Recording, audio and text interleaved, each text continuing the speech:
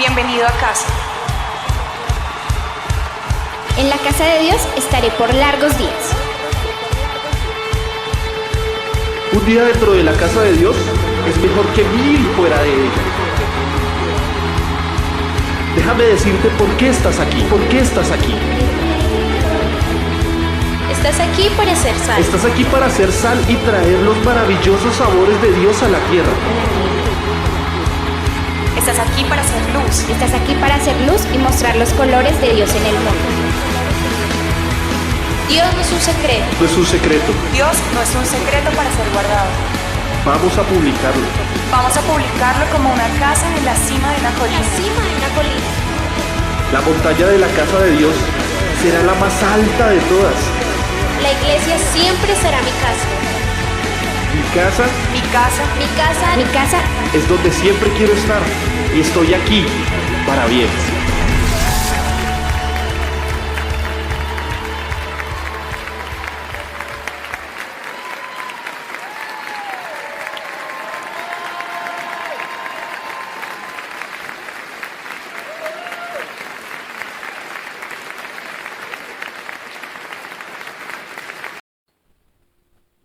Muy buenos días a todos. Damos la bienvenida en esta mañana a todos aquellos que se conectan a través de Facebook. Somos Iglesia Cristiana Fuente de Vida. Hoy vamos a hablar acerca de un tema, sirviendo a Dios hasta el final. Amén. Este es el llamado de todo ser que ha aceptado a Cristo, que ha confiado en Él, en su soberanía, que ha puesto su confianza en la obra que Él hizo en la cruz. Amén. ¿Se escucha bien? Gloria a Dios. Como creyentes que somos, estamos llamados a servir. Amén. Jesucristo fue nuestro mayor ejemplo. Dice la palabra que Él dio su vida hasta el final. Él no vivió un minuto para Él, sino para cumplir la voluntad del Padre, para morir por nosotros. Esa era la misión de Él. Amén. Aparte de morir por nosotros, sabemos la principal misión era traer el reino de Dios. Y es proclamar las buenas nuevas de salvación. Jesucristo siempre enfatizó en su ministerio acerca del Evangelio. A veces nosotros leemos el Nuevo Testamento, leemos los Evangelios, y vemos allí los milagros, las sanidades, los prodigios, todo lo que Jesús hizo. Pero el mayor enfoque no debe estar en eso. Porque Él hizo todo eso mostrando que Él era el Mesías. Amén. El mayor enfoque está en la predicación del Evangelio. Por eso Él iba por ciudades y aldeas predicando el Evangelio. Amén. Porque a través del Evangelio es que nosotros podemos conocer primeramente nuestra condición. Y segundo, abrazar la gracia, ese favor inmerecido, la vida eterna que solamente Cristo nos puede dar. Y dice aquí en 1 Corintios 15, 58, así que hermanos míos, amados, estad firmes y constantes, creciendo en la obra del Señor, ¿cuánto? Siempre, sabiendo que vuestro trabajo en el Señor no es en vano. Vamos a orar para pedirle la guía al Espíritu Santo. Padre, gracias por esta hermosa mañana. Gracias por tu favor inmerecido. Gracias, Señor, porque delante de tu presencia hay un pueblo postrado, mostrando, Señor, nuestro profundo amor, nuestra profunda adoración. Tú eres el único Dios soberano, digno de toda honra y de toda gloria, santo, inmortal. Gracias, Señor, porque enviaste a tu Hijo, Cristo Jesús, para morir por nosotros. Él tomó nuestro lugar, pero también nos reveló tu gloria, tu voluntad. Gracias, porque mientras Él estuvo aquí en la tierra, Él murió por nuestros pecados y resucitó al tercer día y descendió al cielo y está sentado a tu diestra. Glorioso y exaltado sobre todo nombre, Rey de reyes y Señor de señor. sobre todo el universo. Gracias, Padre, por habernos dado esta salvación. Gracias, Señor, que ahora todos los que estamos aquí reunidos podamos ser capacitados por tu Espíritu Santo, que nuestro entendimiento sea abierto, ilumina nuestra vida y que el Señor pueda obrar a través de su palabra y nos des inteligencia, entendimiento y atención para poder captar tus verdades en tu palabra.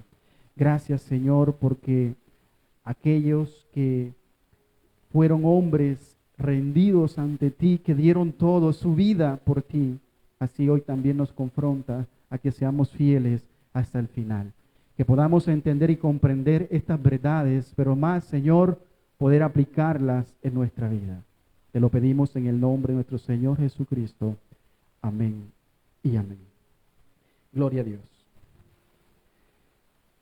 Cuando comenzó la iglesia primitiva, especialmente en la iglesia de Esmirna, un líder, un pastor, un anciano, un obispo llamado Policarpo, a mediados del siglo I y al siglo II, un cristiano muy famoso en nuestros días, porque es un hombre que dejó una gran lección. Al parecer, él era siervo, era discípulo del apóstol Juan. Todo vemos en Apocalipsis cómo cerró Juan con la revelación de Apocalipsis. Al parecer, él fue un discípulo del apóstol Juan. Mire lo que dice en Apocalipsis 2:10. Dice: no temas en nada lo que vas a padecer.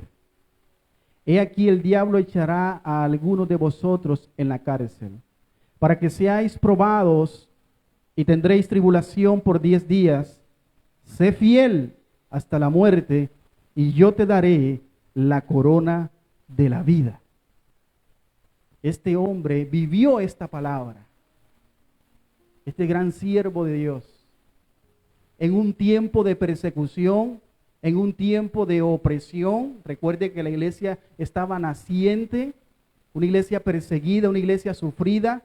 Vemos cómo él, Policarpo, ya anciano, dice la historia, que fue arrestado a la edad de, posiblemente tenía 86 años. Había servido a Dios. Y dice que fue llevado ante el emperador y lo persuadieron para que blasfemara del Señor. Y las palabras de él fueron: 86 años le he servido al Señor. ¿Qué mal me ha hecho él a mí? Ninguno. ¿Cómo podré yo callar? ¿Cómo podré yo hablar mal de mi Dios?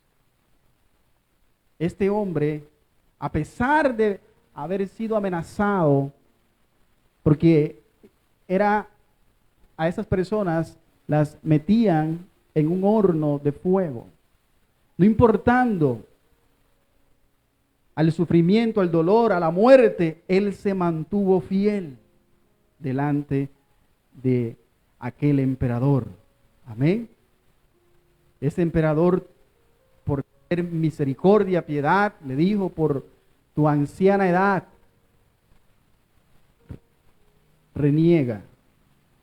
renuncia a ese Cristo. Así que él fue condenado y quemado en una hoguera. Y algunos testigos afirman que mientras él estaba siendo quemado, él continuaba dándole gracias a Dios.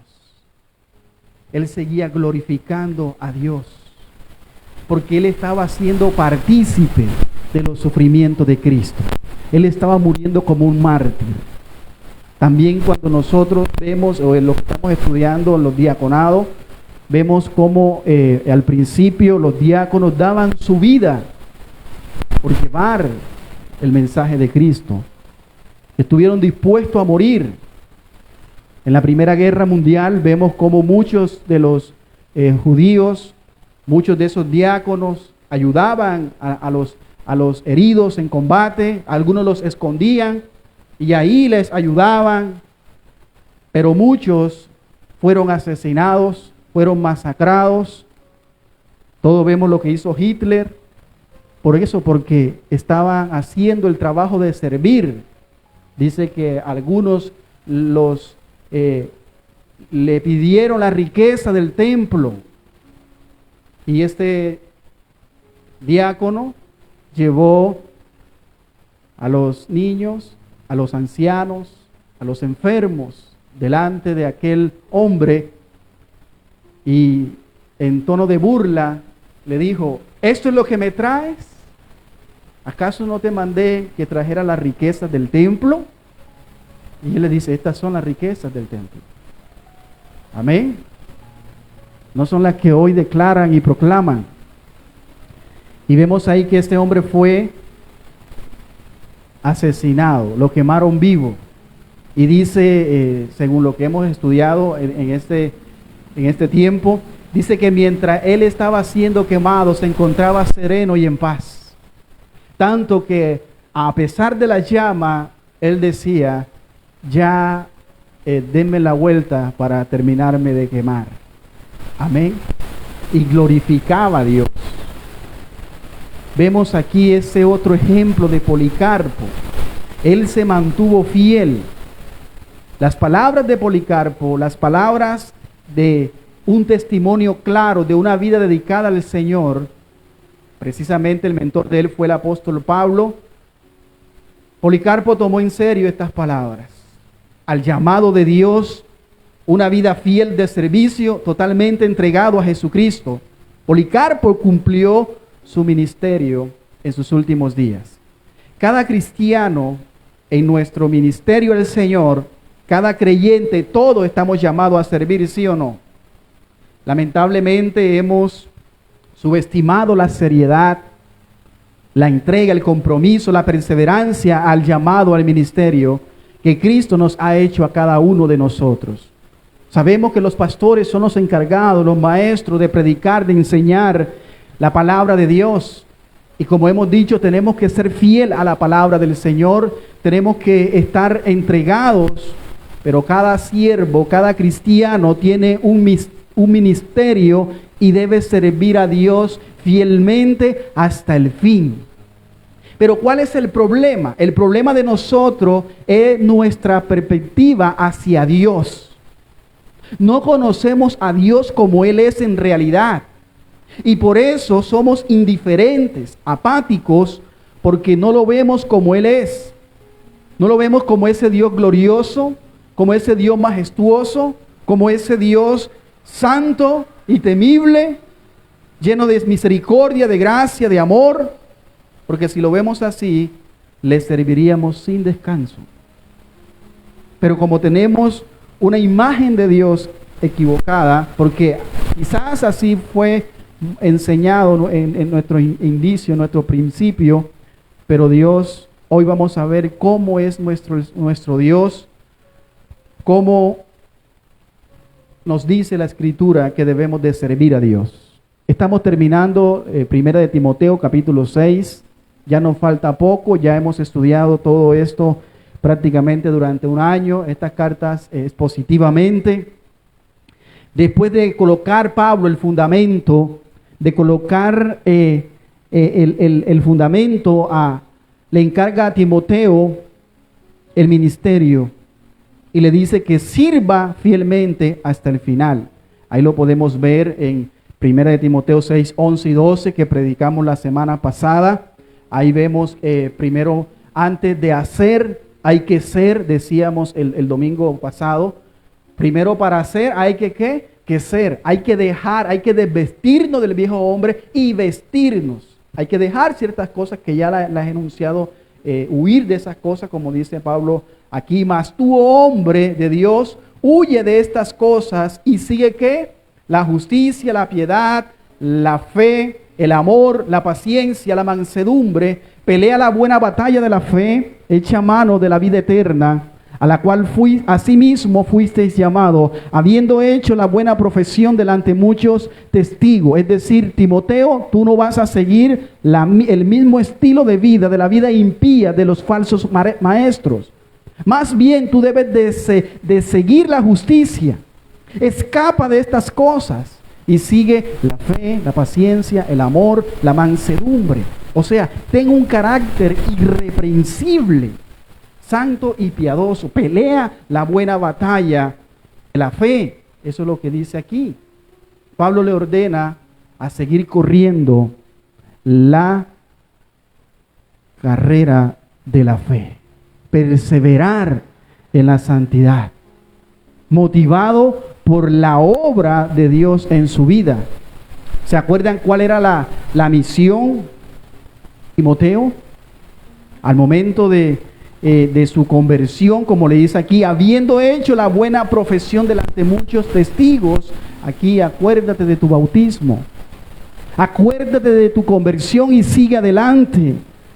Vive piadosamente para Cristo, persevera en la fe, aférrate de la vida eterna, corre para la gloria de Dios. Sobre ese llamado, sobre esa base es que Pablo le hace el llamado a vivir una vida piadosa y ahora le encarga a Timoteo el ministerio. Sin embargo, Pablo no menciona el contenido al cual iba a ser él el encargado. No menciona cuál es ese ministerio que Timoteo debía seguir hasta el final. ¿Por qué? Quizás lo hace intencionalmente, porque esto es muy importante para nosotros. Pablo no especifica en el texto, porque él tiene otro énfasis: resaltar el ejemplo de Cristo. Él quiere exaltar la gloria de Dios. Entonces el énfasis no está en lo que Timoteo pueda llegar a ser para Cristo. El énfasis más bien está en la motivación que Dios da a nuestra vida. ¿Por qué digo que es muy importante? Porque a veces nos volvemos importantes creyendo, porque le servimos a Dios, tenemos un cargo o tenemos un ministerio, creemos que somos favoritos para Dios y que estamos bien con el Señor. Yo sí soy obediente, yo sí soy un buen cristiano. El énfasis no está en eso, porque sabemos nosotros que es la gracia de Dios la que nos capacita para poder estar firmes hasta el final. Porque si no, aquel que se cree estar firme, mire bien que no caiga. Es aquel que confía en su fuerza, aquel que cree que está bien y que es así. Ahora, ¿por qué debemos servir a Dios? Esa es una gran pregunta. ¿Cuál es la motivación para nosotros servir a Dios? Y Pablo dice, a la luz de la presencia del Padre, de la presencia del Hijo y de la segunda venida y poder y gloria de Dios, cumplamos nuestro ministerio, sirvamos a Dios a la luz de quién es Dios. ¿Y quién es Dios? Un Dios santo, inmortal, invisible, un Dios todopoderoso, un Dios soberano, el único digno de ser exaltado por toda la creación. Por eso se le llama el Rey de Reyes y Señor de Señores. Y por eso nosotros debemos de entregarnos a Él por completo y que Él sea nuestra oración. El querer servir cada día. Por eso el deber de nosotros como iglesia, que cumplamos el ministerio del Señor, que cada creyente le sirva hasta la muerte. Ahora sí vamos a leer 1 de Timoteo, versículo 13 al 16, que es lo que nos toca hoy. Dice, te mando delante de Dios, que da vida a todas las cosas, y de Jesucristo, que dio testimonio de la buena profesión delante de Poncio Pilato, que guardes el mandamiento sin mácula ni reprensión hasta la aparición de nuestro Señor Jesucristo, versículo 15, la cual a su tiempo mostrará el bienaventurado y solo soberano, Rey de reyes y Señor de señores, el único que tiene inmortalidad, que habita en luz inaccesible, a quien ninguno de los hombres ha visto ni puede ver, al cual sea la honra y el imperio sempiterno. Amén. El énfasis no está puesto en lo que Timoteo debe de hacer, el énfasis está puesto en Dios, en su majestad. Él es al Dios que nosotros debemos de servir, por quien es Él. En primer lugar, Entonces, ¿por qué servir a Dios con todas nuestras fuerzas? ¿Por qué debo de servir a Dios hasta el final de nuestros días? Número 1, el creyente debe servir a Dios porque rendirá cuentas al Padre y a su Hijo Jesucristo. El punto número 1. ¿Por qué debemos de servirle a Dios hasta el fin? Porque un día tenemos que rendir cuentas delante de Dios el Padre y de nuestro Señor Jesucristo. Vemos aquí que Pablo ha llamado a Timoteo a la santidad, ya lo vimos en el versículo 11 y 12, a la perseverancia, a correr, a tener un carácter santo, a ser irreprensible. Y sobre ese fundamento le comisiona para cumplir su ministerio. Mira cómo empieza el versículo 13 con una exhortación. ¿Cómo empieza el versículo 13? Te mando delante de Dios. Ahí está la orden. Te mando delante de Dios. Es una exhortación autoritativa. Sabemos que la palabra es autoritativa, porque al final de la predicación, la palabra siempre va a emanar o va a exigir a que haya una respuesta. Ese es el evangelio de Cristo, un evangelio autoritativo. Toda persona que lo escucha debe de responder, sea con un sí o con un no. Sabemos que el que responde como un sí no se puede negar. ¿Por qué? Porque ya Dios es quien lo trae a la luz. Es Dios quien lo trae a Cristo. Por eso Jesús dijo: nadie puede venir a mí si no se le es dado por el Padre. Como no sabemos quiénes son los llamados, por eso hay que predicar. Pero no es porque nosotros traigamos a alguien a Cristo o porque nos ganemos un alma. No, Cristo solo es el que salva. Amén. Predicamos el evangelio, el Espíritu Santo coloca el querer como el hacer, confronta, convence de pecado y lo trae a Cristo. Esa obra es del Espíritu Santo. Y sobre esa obra, sobre ese fundamento, es que debemos de descansar. Porque a veces nos desanimamos al evangelizar, dejamos de evangelizar, porque es que yo le evangelizo a mi hijo, evangelizo a mi esposo, evangelizo al vecino, y yo lo veo peor, porque confías en tus fuerzas. Cumple tu ministerio, predica el evangelio y deja que la obra la haga el Espíritu Santo. Nadie gana nada. Y hay un poco de creyentes, pastores, evangelistas ganando y que supuestamente almas. Y aquellos que hablan y dicen: ¿cuántas almas se han ganado? Yo me he ganado muchas. Predican un evangelio humanista, luego pasen acá al frente los que quieran recibir al Señor, repitan conmigo esta oración, repiten esa oración sin saber, sin tener un conocimiento de lo que es el evangelio, de la obra de Cristo. Y ya dice, se convirtieron 20,000, 10,000. No. Dios no nos llamó a ser creyentes. Dios nos llamó a ser discípulos. Creyentes hay muchos. Hasta los demonios son creyentes. Santiago dice que ellos creen y tiemblan, pero no obedecen la palabra de Dios. No se someten a la autoridad de la palabra. Así hay mucha gente, hermano. Dentro de las iglesias no se someten a la autoridad de la palabra. Y podemos estar en una iglesia de sana doctrina, podemos estar escuchando palabra de Dios, pero a veces nuestra conducta, no vivimos una vida piadosa, no vivimos una vida ejemplar. Por eso es que la palabra nos confronta, y a eso venimos a la iglesia, a ser confrontados, porque la palabra de Dios es autoritativa. Y ahí está la orden. ¿Recuerdan para qué fue dejado Timoteo en la iglesia de Éfeso? Por eso dice: te mando, te ordeno como apóstol, con autoridad apostólica de Jesucristo, como hemos visto en los versículos anteriores cuando comenzamos esta carta. Observa lo que dice en el capítulo 1, versículo 3.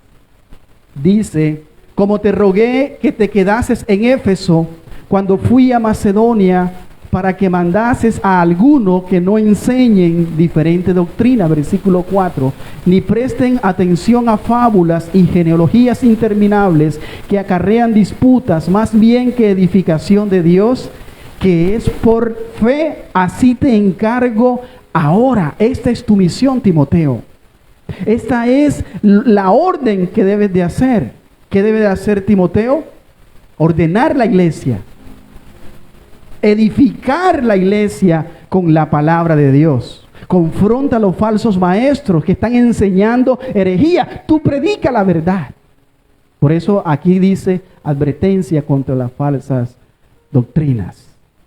En el versículo 18, más abajo, dice: este mandamiento, hijo Timoteo, te encargo para que conforme a la profecía que se hicieron antes en cuanto a ti, milites por ellas la buena milicia. ¿Cuál es el mandamiento?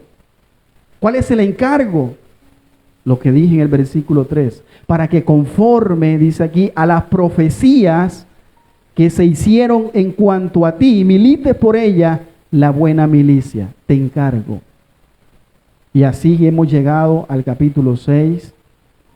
Terminando Pablo su carta, nuevamente lo recomisiona y le dice en el versículo 13: te mando delante de Dios. ¿Qué es lo que le manda a Timoteo? Versículo 14: que guardes el mandamiento sin mácula ni reprensión hasta la aparición de nuestro Señor Jesucristo. Ahí están las últimas palabras de esta carta. Miren el versículo 20. Oh Timoteo, guarda lo que se te ha encomendado, evitando las profanas pláticas sobre cosas vanas y los argumentos de la falsamente llamada ciencia. Es decir, sirve fielmente a Dios, cumple tu ministerio, sigue adelante. Lo comisiona entonces en este pasaje. Es la misma que en los otros versículos que hemos visto, pero Pablo añade aquí en esta comisión, porque es algo serio, solemne, y hay que tomarlo en serio. Por eso Pablo añade 2 testigos. ¿Delante de quién? Delante de Dios, que da vida a todas las cosas. ¿Y de quién más? Y de Jesucristo.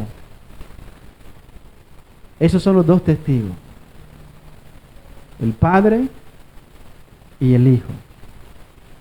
Un día nosotros también vamos a dar cuenta delante del Padre y del Hijo. ¿Cómo le estás sirviendo a Dios? No hablo de un cargo en la iglesia. Hablo cómo le sirves en tu casa, en tu trabajo, en la calle, en donde estés. ¿Cómo le estás sirviendo? Primero aquí, el Padre Celestial, que se describe como ¿quién? Como Dios. Dice en el versículo 3 ahí, que da vida a todas las cosas. ¿Quién es el que da vida a todas las cosas? Y cuando dice todas las cosas se refiere a la creación. Por eso le servimos a un Dios inmanente, que no podemos separar. Él no se separa de su creación. Todo lo creado depende de Dios. Amén. Su creación depende de Dios. Pero el hombre sin Dios, lo digo sin Dios porque vive como si Dios no existiera. Y porque cree que un día no le va a dar cuenta a Dios. Una vez prediqué: haz lo que quieras, pero nunca se te olvida lo que hagas, porque un día vas a dar cuenta. Amén. Todos tenemos que dar cuenta. ¿Por qué estamos vivos hoy? ¿Por qué pudiste ver la luz de un nuevo día? ¿Por qué estás respirando? Porque es Dios quien te da vida. Es Dios, por su misericordia, tu corazón sigue latiendo. Por su amor, por su gracia. Pero aquellos que aún lo rechazan y están vivos y se burlan de Él, ¿por qué siguen vivos? Por su gracia, por su misericordia, por su amor. Porque Dios dice que Él no quiere la muerte del impío, sino que todos los hombres procedan al arrepentimiento. Amén. Dios no es como algunos cristianos que se burlan y que se mofan y se creen quizás mejor que los que están en el mundo. Pablo dijo, hemos juzgado en cuanto a judíos, en cuanto a gentiles. ¿Acaso somos nosotros mejores que ellos? En ninguna manera. Por cuanto todos estamos destituidos de la gloria de Dios. Amén. Y estamos luchando, perseverando, pero es por la gracia de Dios. Dice que da vida a todas las cosas, a las plantas, a los animales. Todo lo que tenga aliento de vida sale de nuestro Padre Celestial. Él nos da vida desde que nacemos.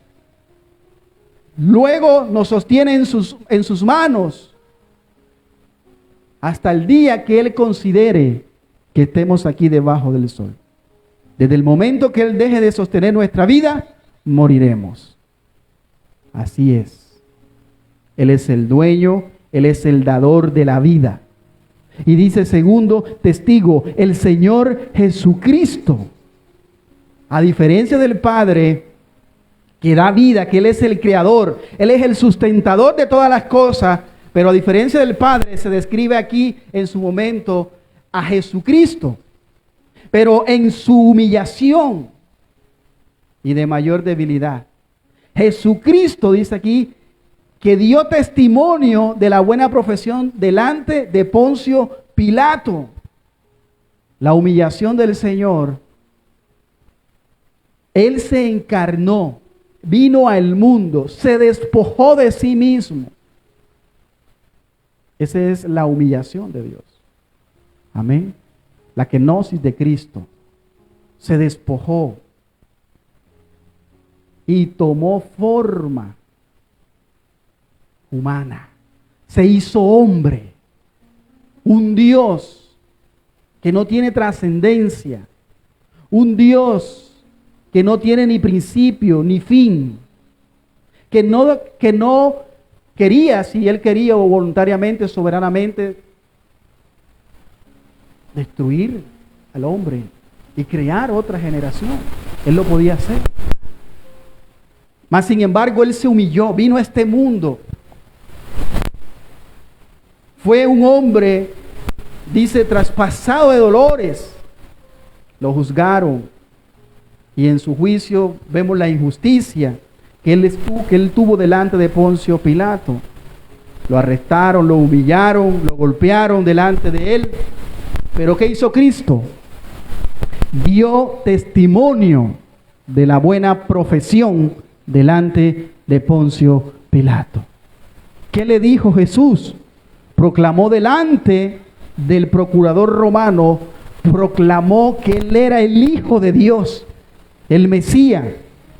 En medio de su juicio, mire lo que en Juan 18:33 dice: entonces Poncio Pilato volvió a entrar en el pretorio y llamó a Jesús y le preguntó, ¿eres tú rey de los judíos? Jesús le respondió, ¿dices tú esto por mí o te lo han dicho otros de mí? Pilato le respondió, ¿soy yo acaso judío? Tu nación y los principales sacerdotes te han entregado a mí. ¿Qué has hecho? Verso 36. Respondió Jesús, mi reino no es de este mundo. Si mi reino fuera de este mundo, mis servidores pelearían para que yo no fuera entregado a los judíos. Pero mi reino no es de aquí. Y le respondió Pilato, luego, ¿eres tú rey? Respondió Jesús, tú dices que soy rey. Yo para esto he nacido y para esto he venido al mundo, para dar testimonio a la verdad. Todo aquel que es de la verdad, oye mi voz. Jesucristo afirmó delante de Pilato su majestad. La Biblia, Dios habla hoy, traduce de esta manera, cuando Pilato le preguntó la respuesta de Jesús, tú lo has dicho, soy rey. En Marcos, en Lucas, en Mateo encontramos la misma respuesta en forma abreviada ante la pregunta: tú rey, tú eres rey. Jesús responde: tú lo has dicho, tú lo has dicho. Y esta es una excelente profesión, una excelente confesión pública de nuestro Señor Jesucristo, que Él era el Mesías, que Él era el Rey esperado, que Él era el Cristo, el Rey de los judíos. Ahora, interesante aquí, en Primera de Timoteo, que Pablo repite la misma frase en el versículo 12. Mira lo que dice en el 13, que hizo la buena profesión delante de Poncio Pilato, Jesús. Pero en el 12 habla de Timoteo, que hizo la buena, al final, habiendo hecho la buena profesión delante de muchos testigos. Es la misma frase. Después de ser salvo por la gracia de Dios, después de ser bautizado delante de muchos testigos, Timoteo confesó su lealtad, su sumisión, su profesión, su amor por Cristo, y lo hizo delante de muchos testigos. Jesucristo también hizo una buena profesión. Así como todos nosotros hacemos esa buena profesión. Esa buena profesión no avergüenza, como hay unos que le dan pena ser o llamarse cristianos. Le dan pena cargar una Biblia. A veces no la traen a la iglesia, porque después lo ven el vecino o la vecina que lleva la Biblia. Ah, pero es que ella es cristiana. La buena profesión no avergüenza. ¿Por qué? Porque ese debe ser el carácter santo, la valentía. El mismo servicio de Timoteo debe ser el ejemplo también para nosotros. Así como Cristo confesó que Él era el Hijo de Dios delante de las autoridades del mundo, tú también, Timoteo, en tu bautismo confesaste que Jesús es tu Señor. Cristo nos salvó. Cristo nos dio ejemplo en su vida terrenal. Cristo tuvo el valor delante de los religiosos de su época, delante de las autoridades, y el Señor Jesús ahora nos capacita también a nosotros para obedecerlo, para servirle y para testificar delante de Dios y delante de todos que somos siervos de Jesucristo.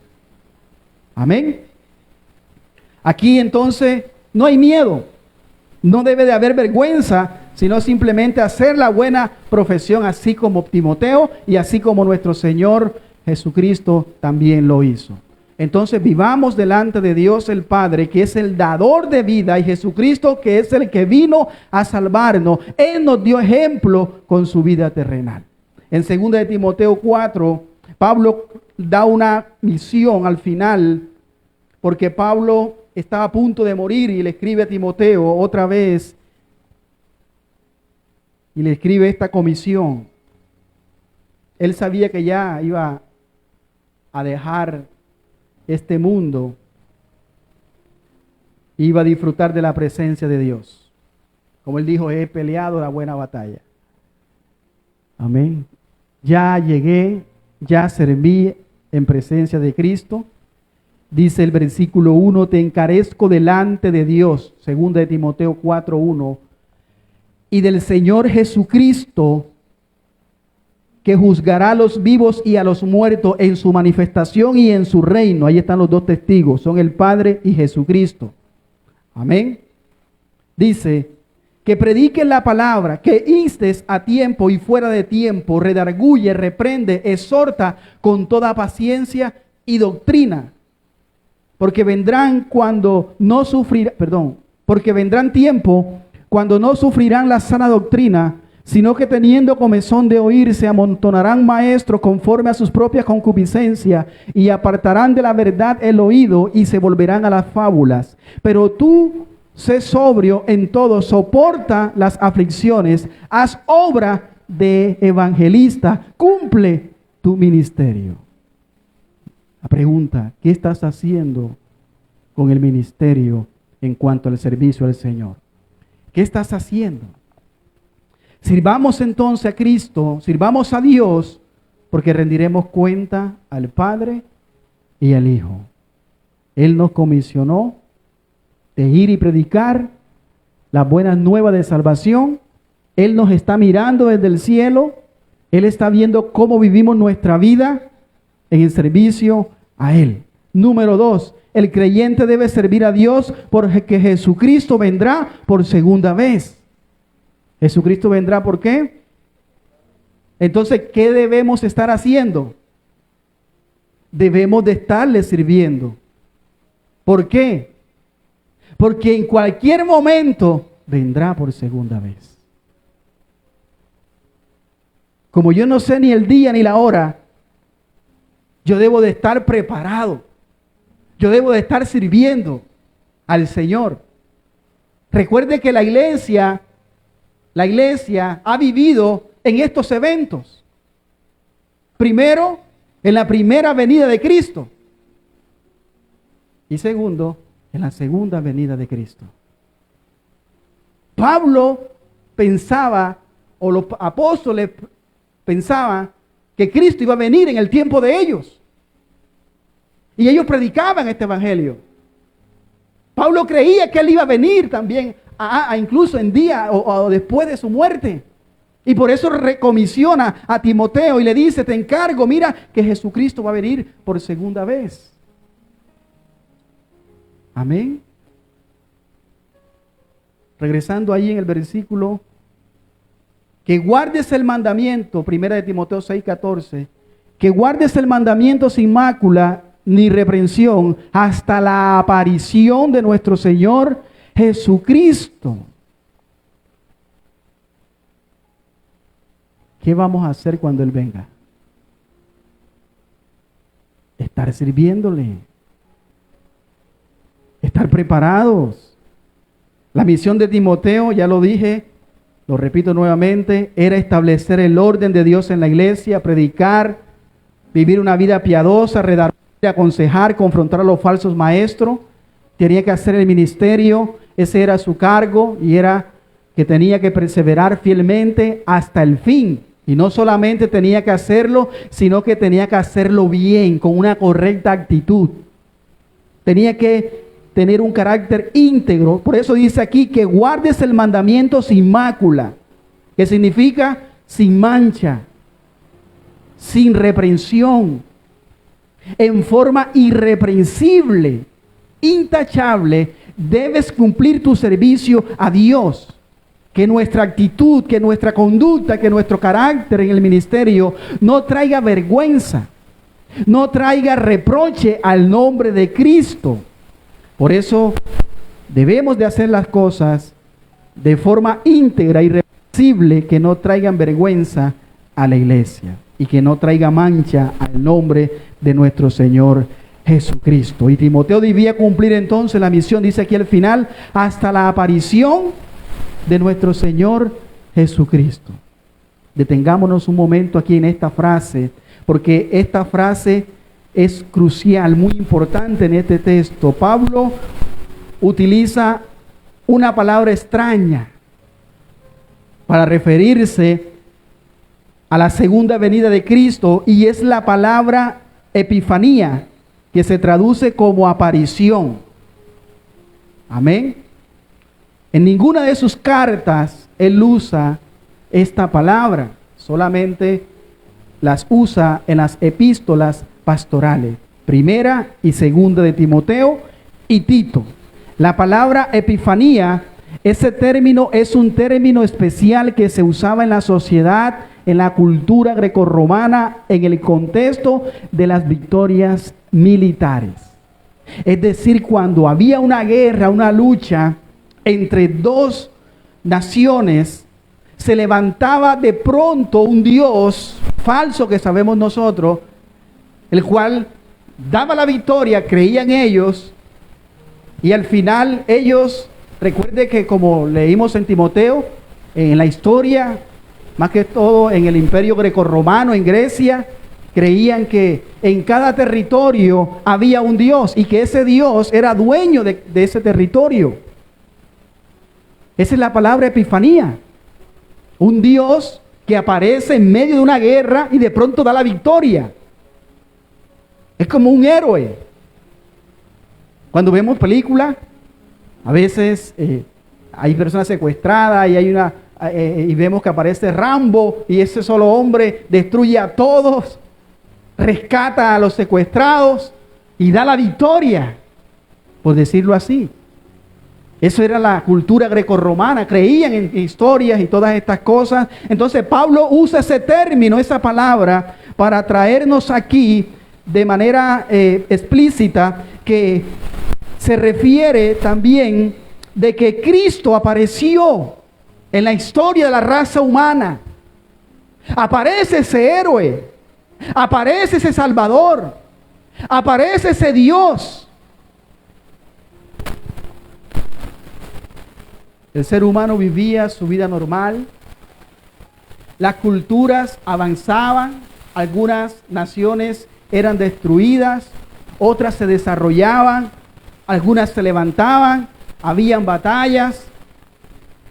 El hombre seguía pecando hasta que el Hijo de Dios entra, interrumpe en la historia humana, aparece, y por eso Pablo utiliza esta palabra, epifanía. Observa en 1 de Timoteo 3, verso 15. Para que si tardo, sepas cómo debes conducirte en la casa de Dios, que es la iglesia del Dios viviente, columna y baluarte de la verdad. Verso 16. E indiscutiblemente grande es el ministerio de la piedad. Dios fue manifestado en carne. Ahí está. Dios fue ¿qué? Manifestado en carne. Significa que apareció.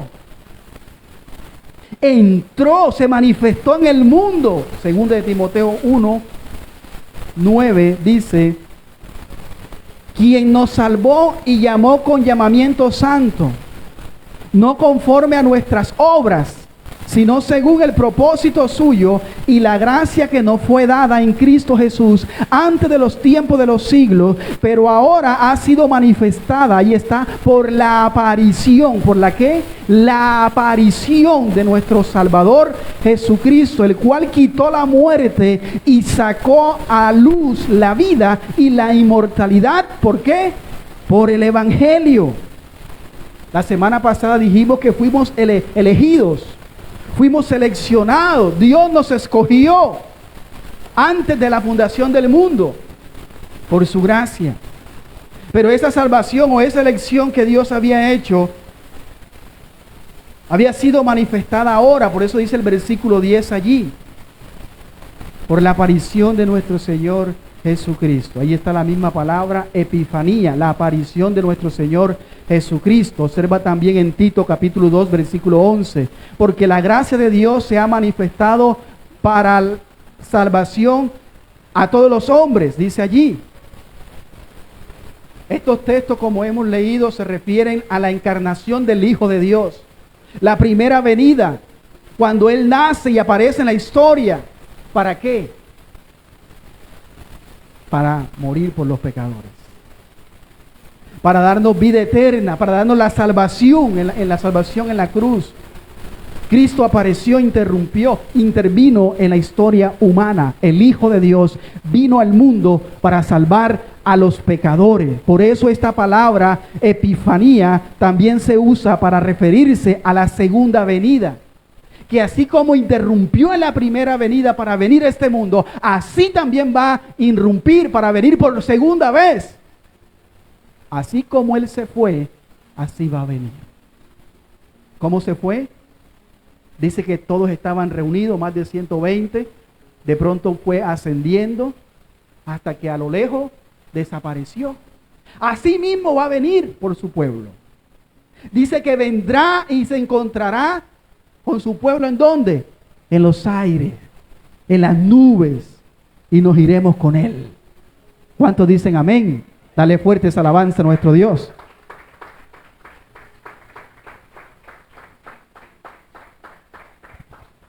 Y aquí en 1 de Timoteo 6:14 es lo que dice. La epifanía se traduce como la aparición. Es para referirse a la segunda venida de Cristo. Entonces, en 2 de Timoteo 4:1, aquí se refiere, también dice, te encarezco delante de Dios, del Señor Jesucristo, que juzgará a los vivos y a los muertos en su manifestación y en su reino, dice aquí la palabra de Dios. Tito capítulo 2, versículo 13, aguardando la esperanza bienaventurada y la manifestación gloriosa de nuestro gran Dios y Salvador Jesucristo. Entonces, hay dos epifanías de Cristo. Hay dos apariciones de Cristo en la historia. Primero, la gracia de Dios que se manifestó en el mundo por medio de la encarnación de Cristo para salvar a los pecadores por medio de su muerte en la cruz. Segundo, la aparición, la segunda epifanía, Cristo mismo se manifestará para salvar, para juzgar y para reinar en su segunda venida. ¿Y qué es lo que significa para nosotros? Significa que la iglesia de Jesucristo vive y sirve a Dios entre las dos venidas de Cristo. Todos los cristianos de la iglesia de la historia han vivido en estas dos apariciones de Jesucristo. En la primera, Dios nos salva y nos motiva para cumplir la gran misión de evangelizar a todas las naciones. Y en la segunda venida nos motiva también, pero para vivir en santidad, para vivir en esperanza de esa segunda venida. Entonces, entre las dos apariciones de Cristo, en lo que la Biblia le llama los últimos días, desde que Cristo vino por primera vez hasta su segunda venida, son los últimos días. Y aquí es donde estamos, en los últimos días.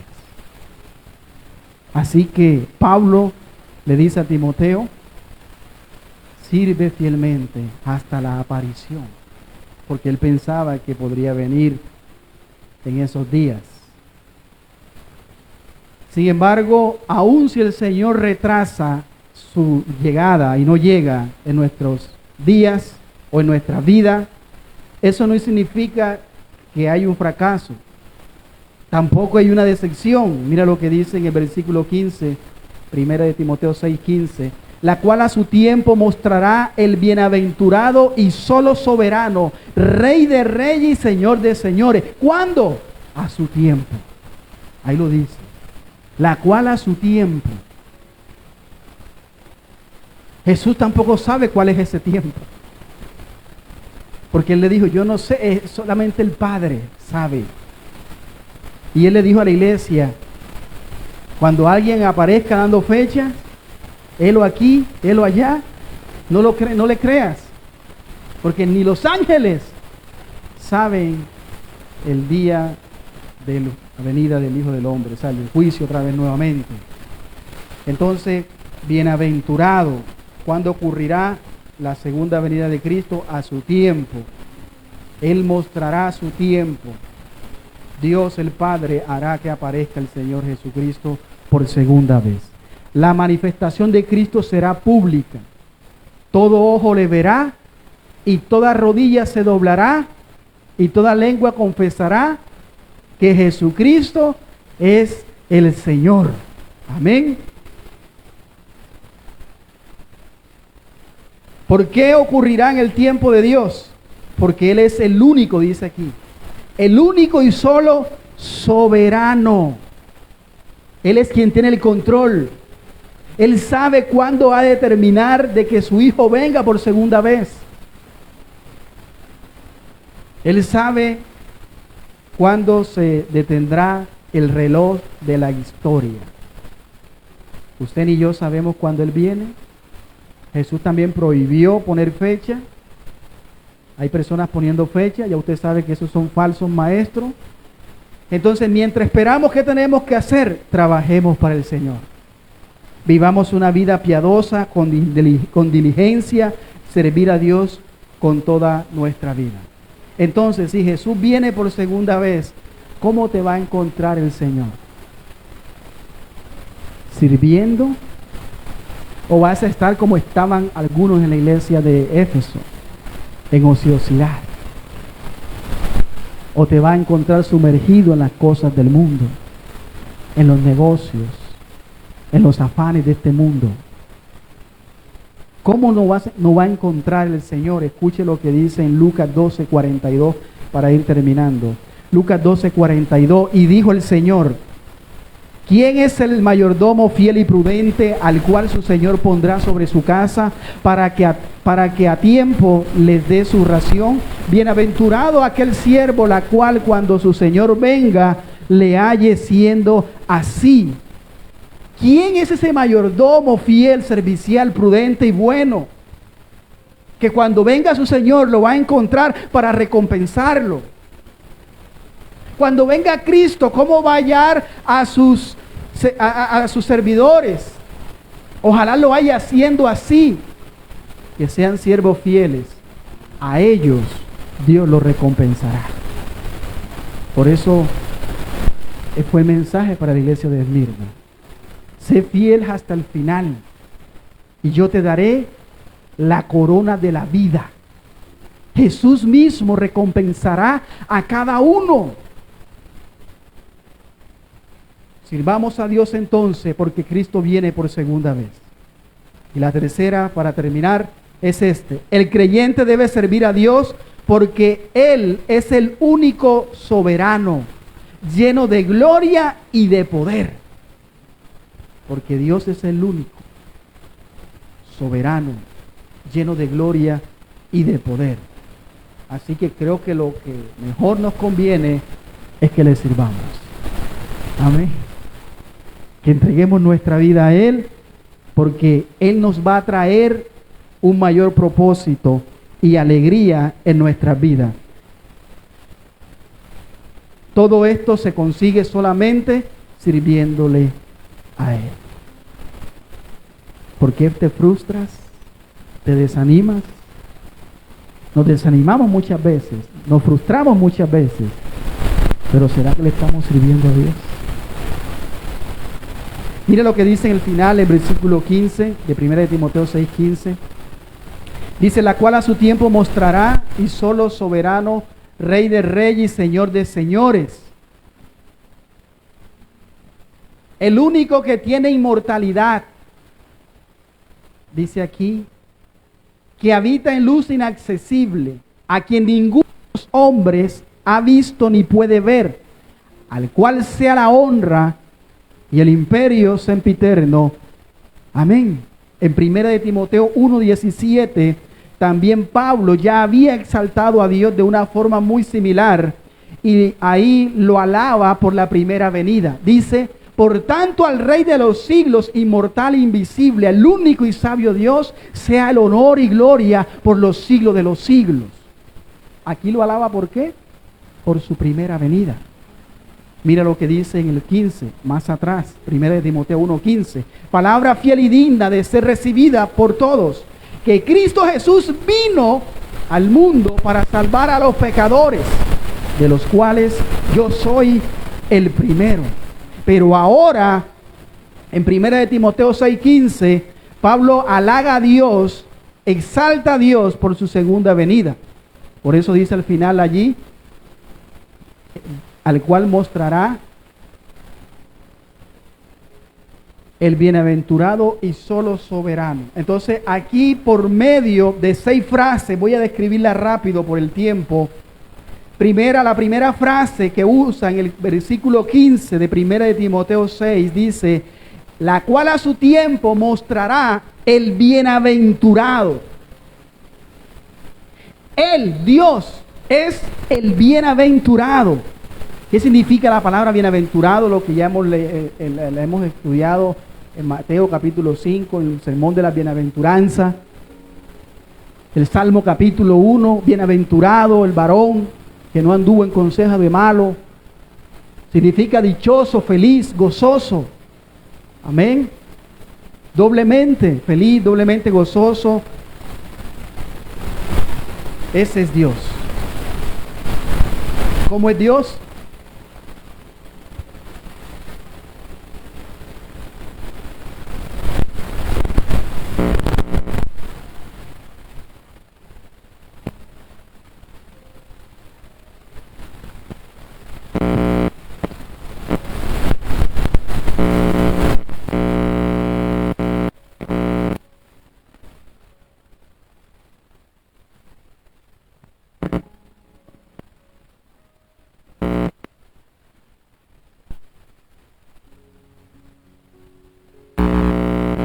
Sonido.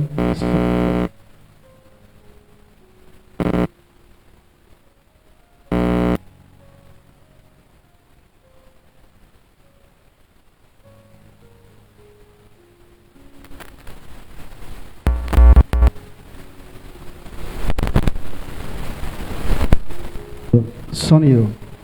Sonido. O sea que Dios no está frustrado. Dios no está amargado. Dios está ¿cómo? Feliz, gozoso. ¿Por qué? Porque Él es el soberano.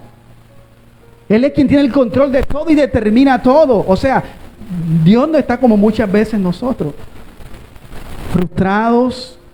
Dios no está amargado. Dios está satisfecho. Está gozoso. Dios está feliz. No por la circunstancia, sino feliz en sí mismo. ¿Qué quiere decir eso? Que Él no necesita de nada ni de nadie para ser feliz. Él es feliz en sí mismo. No es como nosotros, que tenemos una cosmovisión diferente, que creemos que para ser feliz es conseguir el hombre que yo quiero de mis sueños, la mujer de mis sueños, el trabajo de mis sueños, la casa, el carro, la finca o las riquezas, yo fuera feliz. No, la felicidad no la dan las cosas terrenales, nada de aquí debajo del sol da la felicidad, solamente Cristo, solamente Dios. Él es la felicidad del hombre. En servirle a Él está nuestra vida. Jesús mismo dijo, de nada le sirve al hombre haber alcanzado todo y al final perder su alma. La vida del hombre no consiste en la abundancia de los bienes que posee.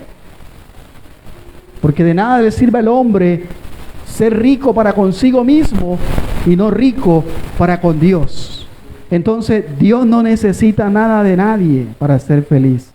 Él es feliz, lleno de gozo en sí mismo. Quiere decir que Él es ¿qué? Autosuficiente. En 1 de Timoteo se traduce diferente. Capítulo 1, verso 11. Según el glorioso evangelio del Dios bendito, que a mí me ha sido encomendado. El Dios bienaventurado. El evangelio del Dios feliz, del Dios gozoso. ¿Por qué? Porque Él la da, la salvación. ¿Quién la da? Un Dios feliz. Entonces, en primer lugar, bienaventurado. Pero ¿qué dice el segundo lugar? Y solo soberano rey. ¿Y solo qué? Soberano rey. Ahí la palabra soberano se refiere a la enseñanza judía, a la enseñanza cristiana aquí, a la existencia de un solo Dios. Un solo Dios. Nosotros somos monoteístas porque creemos en un solo Dios. Y ante Él no hay competidores. Todo lo que hay han sido inventos del hombre. Pero no hay otro Dios. Solamente Jehová. Un solo Dios, que es el único soberano. No hay otro Dios, no hay otro Señor. Los atributos propios de Dios, la omnisciencia, la omnipotencia, todopoderoso, inmortal, eterno, santo, todos esos atributos le pertenecen solo a Dios. No hay ninguna criatura que tenga esos atributos. Amén. A veces nosotros tenemos una imagen de Satanás, una imagen impía, y creemos que Él es omnipotente, creemos que Él es omnisciente, creemos que Él es santo, creemos que Él tiene todo el poder y la gloria, que Él tiene el gozo para siempre. Entonces solamente Dios es el único Dios verdadero. Ante Él no hay competidores. Recuerde que Satanás también fue creado. No hay ningún un ser creado que pueda ser igual a Dios. Y explico, en sus atributos, porque algunos, no, Dios nos hizo a imagen y semejanza. Recuerde que hay unos atributos que son comunicables y hay otros que son incomunicables. Y Dios decidió compartir algunos atributos. La tercera frase entonces, primero bienaventurado, segundo solo soberano y luego dice Rey de reyes y Señor de señores. Pablo está usando una frase política porque Pablo está atacando intencionalmente al emperador romano. Amén. Y los emperadores decían que ellos eran Dios. Ellos se creían Dios. Por eso Pablo dice aquí, el único soberano, el único rey verdadero, Rey de reyes y Señor de señor. Los gobernantes humanos están sujetos a este rey. Amén. No hay otro rey, no hay uno que se compare a él. Cuarto lugar, dice que el único que tiene inmortalidad, en el capítulo 1, verso 17, recuerde también lo mismo que dijo él. Por tanto, al Rey de los siglos, inmortal. Y Pablo usa esta misma palabra para referirse a la resurrección de los hijos de Dios. Recuerden Primera de Corintios, capítulo 15, donde él dice que esto mortal se vestirá de incorruptibilidad. Seremos revestidos para poder entrar en el reino de Dios. Pero no somos inmortales por nuestros méritos o porque somos muy poderosos, como hoy en día que tiran una cosa y quedan por allá dando vueltas, sino porque Dios en su gracia infinita nos da. Recuerda que Él es el único dador de la vida, la inmortalidad, la vida eterna. Cuando confiamos en Jesucristo, Él nos la da. Es un regalo inmerecido. Entonces, Dios no es así. Dios es el único que da vida. Él no recibe vida de otro. Él es autosuficiente. A Él nadie le da vida. Él tiene vida en sí mismo. Y Él da vida a toda la creación, a todos nosotros, por ende. Él no tiene principio ni fin. Nosotros sí tenemos un principio cuando salimos por el vientre de nuestra madre y un final en este mundo. Aunque viviremos para siempre solo por la gracia de Dios, entonces Dios es inmanente, que quiere decir que Dios opera en cada detalle de su creación al tiempo de dirigirla. Pero también es un Dios inmiscuido. Está cerca de lo creado. Y todo lo creado depende de Él. Si usted tiene vida eterna por haber creído en Cristo, es porque Dios decidió darte la vida eterna. Entonces vivirás para siempre con Dios porque Él así lo quiere. Y si no tienes vida eterna, es porque Dios no te ha dado esa vida eterna. Es porque todavía no eres un hijo de Dios, como dije el domingo pasado y hoy. Antes de hacer, hay que ser. Hay que ser un hijo de Dios, genuino, de verdad.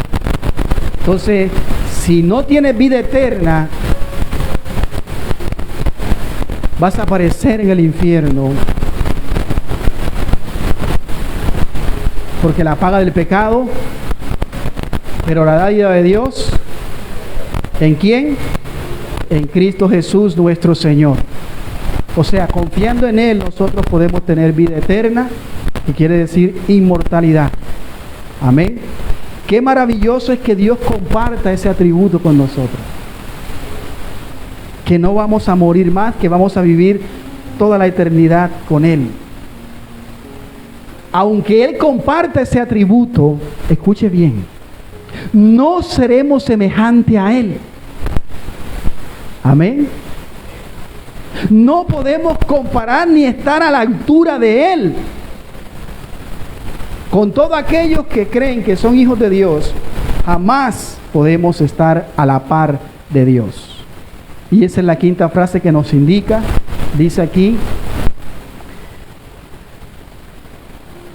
que habita en luz inaccesible. Ahí está. Que habita en luz inaccesible. ¿Cuál es la morada de Dios? La morada de Dios dice allí que habita en luz inaccesible. Los salmos hablan de Dios cuando dice el Salmo 104, versículos 1 y 2. Dice: bendice alma mía Jehová, Jehová Dios mío, mucho te has engrandecido, te has vestido de gloria y de magnificencia. El que se cubre de luz como de vestidura, que extiende los cielos como una cortina. Amén. ¿Quién se viste de luz? Dios. ¿Qué significa este versículo? Significa que Dios se viste de gloria. La luz de Dios es la gloria de Dios. En el Nuevo Testamento, en Juan, primera de Juan 1:5, este es el mensaje que hemos oído de Él y os anunciamos: Dios es luz y no hay ningunas tinieblas en Él. Es absolutamente diferente a su criatura. En Él no hay tinieblas. Él es que luz.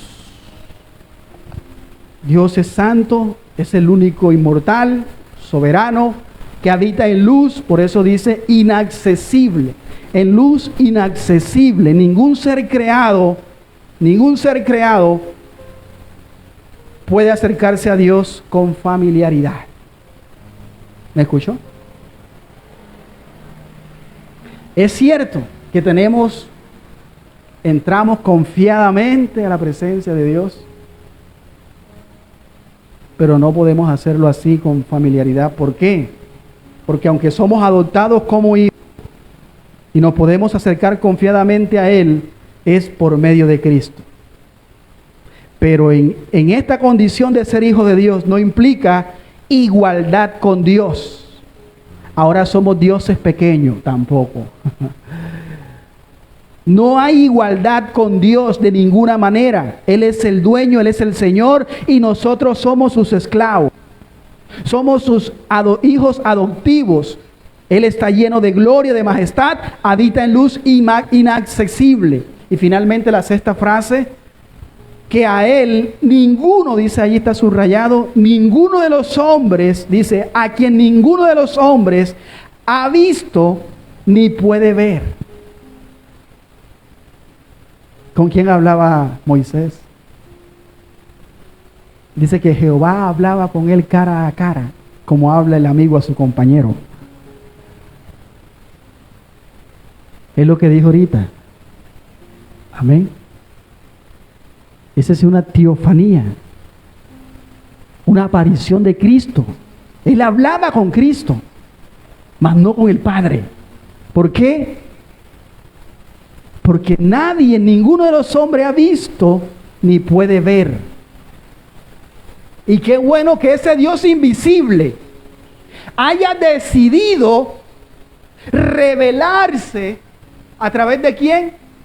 A través de Cristo.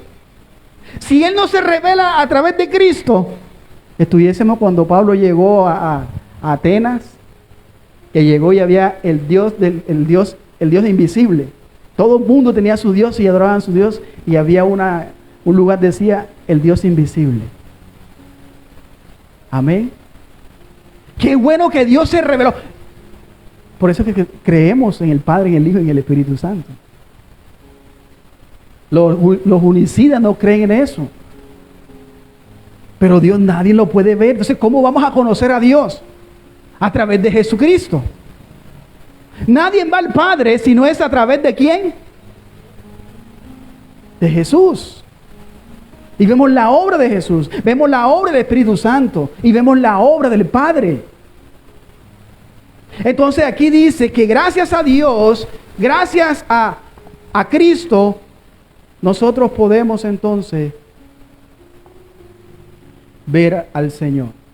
¿Qué pasa si vemos a Dios como Él es? Por eso en 1 de Timoteo dice al final, invisible, Rey de los siglos, inmortal, invisible. Éxodo 33:20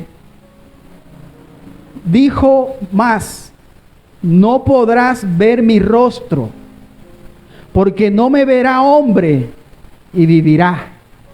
Cuando Moisés le pidió, Señor, déjame ver tu gloria, Moisés le pidió, y Dios no le mostró su gloria. Él, déjame verte. Dios dijo, por tanto verás mi espalda. Amén. Y le mostró toda su gloria. Pero eso dice aquí, no podrás ver mi rostro, porque no. En Juan 1:18, a Dios nadie le vio jamás. El unigénito Hijo que está en el seno del Padre, Él le ha dado a conocer. ¿Cómo conocemos a Dios, el Padre? Por Jesucristo, porque Dios lo eligió a Él para revelarse a sus criaturas. Esa es la imagen del Dios invisible. A través de Cristo vemos a Dios. Por eso Jesús dijo, el que me ha visto a mí, ha visto al Padre. Porque Él y yo, uno solo somos. Amén. ¿Cuántos Dios hay? Uno solo. Entonces enfatiza aquí, dice, ninguno de los hombres ha visto a Dios, ni puede ver. ¿Qué está enfatizando aquí?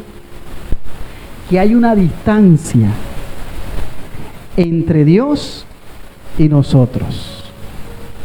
Una distancia infinita. Él es eterno, nosotros no. Él es soberano, nosotros no. Y es increíble que Dios reveló su persona a través del Hijo. Los discípulos pudieron decir que vieron su gloria. Vimos su gloria, dice Juan, pero no contemplaron toda su gloria, es decir, todo el ser de Dios, sino una parte. Nunca nadie podrá ver toda la gloria de Dios en su máximo esplendor. El término de poder, de gloria, de esencia, de naturaleza, absolutamente nadie es como Dios. Él es el creador y nosotros somos sus criaturas. Él es santo y nosotros pecadores. Él es todopoderoso, nosotros débiles. Él es infinito, nosotros somos infinitos. Amén. Él es finito, infinito y nosotros somos. Y en su gracia infinita, por medio de la obra de Cristo, nos limpia, nos adopta como sus hijos, nos incluye en su familia, nos da vida eterna, pero nunca estaremos a la par de Dios, jamás.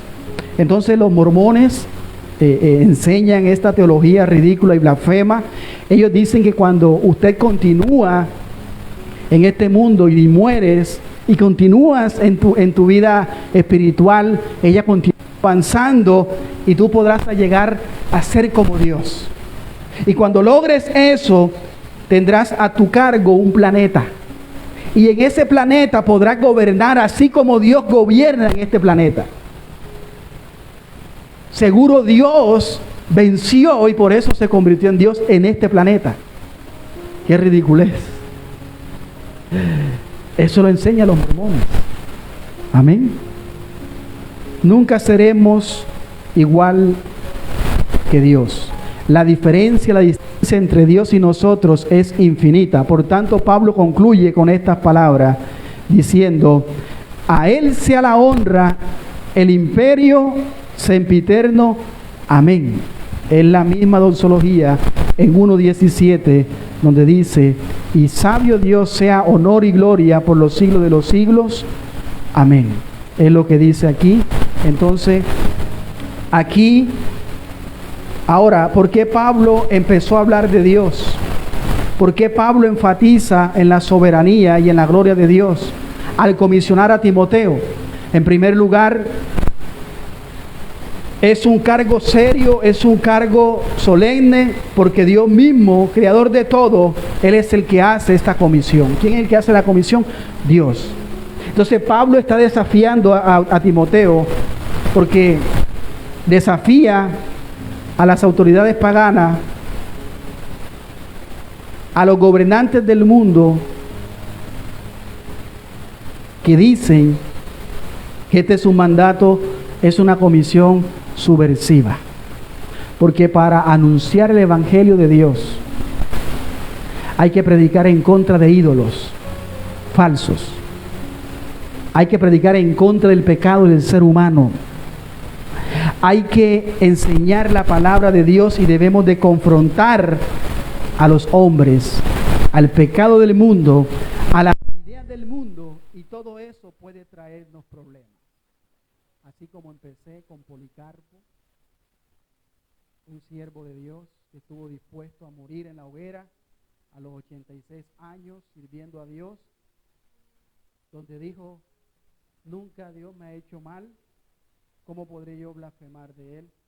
Cristo también dejó todo, murió delante de todos y fue fiel hasta el final. Solo en Cristo hay salvación, hay esperanza y gozo, y no en las instituciones humanas, no en las ideologías humanas, no en las celebridades humanas. Así que no busquemos elogios en las redes sociales, que la gente nos vea haciendo buenas obras, exaltando el humanismo. Dios quiere que anunciemos el evangelio de Cristo. Él es el supremo, el gobernante, el dueño de todo, y debemos de servir a Él. Cumplamos su ministerio sirviéndole hasta el final. Recuerde que este es un servicio sagrado, serio, porque Él no es cualquier persona. Le está sirviendo al Rey de Reyes y Señor de Señores. ¿Cómo responde la iglesia? ¿Qué dice la última frase? Amén. ¿Cómo debemos de responder nosotros ante toda esta enseñanza? Si vamos a Dios hasta el final, amén. Vamos a orar para terminar. A Él sea la gloria. Padre, te damos gracias por tu palabra. Gracias por este texto en que nos motiva, nos exhorta, nos impulsa a cumplir nuestro ministerio con nuestro servicio, que todo lo que hagamos, lo hagamos para tu gloria, en tiempo y en fuera de tiempo, que cuando estemos aquí en la iglesia, en nuestras casas, en nuestro trabajo, podamos compartir, podamos seguir siendo fiel a Cristo. ¿Por qué? Porque un día rendiremos cuenta delante de ti y delante de Él. En cualquier momento tú vienes por tu iglesia, porque tú eres ese Dios glorioso, majestuoso, el único Dios verdadero. Así que mereces toda la gloria, toda la honra, honor, poder y majestad. Padre, que tú puedas capacitar nuestra vida para cumplir nuestro ministerio fielmente a través del Espíritu Santo y de tu palabra. Que cada miembro que estén aquí presente, si hay alguno que no ha confiado en tu obra, que no ha confesado sus pecados y no se ha entregado, Padre, que tú puedas salvarlos. Permítele que se arrepienta, provee esa fe salvadora, que confíen en Cristo y que vivan para ti. Colocamos el resto de semana, todo lo que hagamos, lo hagamos para tu gloria. Líbranos de todo mal, de toda acechanza del enemigo. En tus manos ponemos todo, ponemos cada petición, cada vecino, cada hermano, cada oyente. En el nombre de nuestro Señor Jesucristo, este ministerio, ponemos los pastores y también de manera especial oro por los familiares de cada uno de los hermanos presentes, especialmente también por mi familia en Guaranda, Sucre. Oro, Padre, por mi abuelo, por mis tías, por mi hijo, por mis progenitores y por mis hermanos. En tus manos, Señor, encomendamos todo, encomendamos nuestras vidas, la gloria y la honra en el nombre de Jesús. Amén y amén. Dele fuertes alabanza a nuestro Dios. Vamos a adorar a Dios para ser despedido de este lugar, mas no de su presencia.